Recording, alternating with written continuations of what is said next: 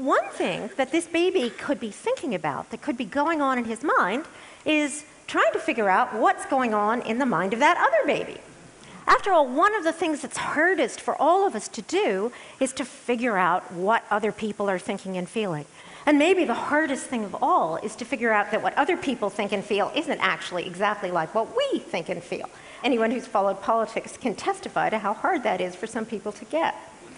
We wanted to know if babies and young children could understand this really profound thing about other people. Now, the question is, how could we ask them? Babies, after all, can't talk, and if you ask a 3-year-old to tell you what he thinks, what you'll get is a beautiful stream of consciousness monologue about ponies and birthdays and things like that. So how could we actually ask them the question? Well, it turns out that the secret was broccoli. What we did, Betty Repicoli, who was one of my students, and I, was actually to give the babies 2 bowls of food. 1 bowl of raw broccoli and 1 bowl of delicious goldfish crackers. Now, all of the babies, even in Berkeley, like the crackers and don't like the raw broccoli.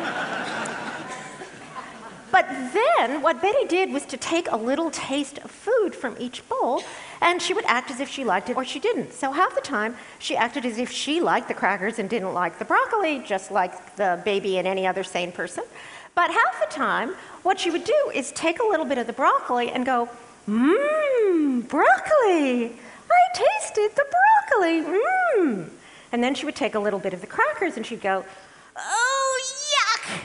Crackers! I tasted the crackers. Ooh, yuck! So she'd act as if what she wanted was just the opposite of what the babies wanted. We did this with 15 and 18-month-old babies. And then she would simply put her hand out and say, can you give me some? So the question is, what would the baby give her? What they liked or what she liked? And the remarkable thing was that 18-month-old babies, just barely walking and talking, would give her the crackers if she liked the crackers, but they would give her the broccoli if she liked the broccoli. On the other hand, 15-month-olds would stare at her for a long time if she acted as if she liked the broccoli, like they couldn't figure this out. But then after they stared for a long time, they would just give her the crackers, what they thought everybody must like.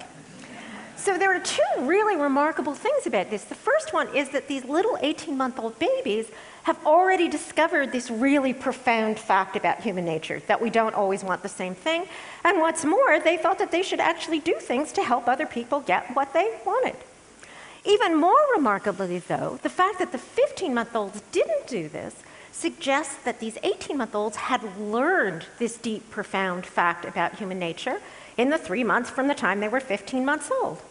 So children both know more and learn more than we ever would have thought.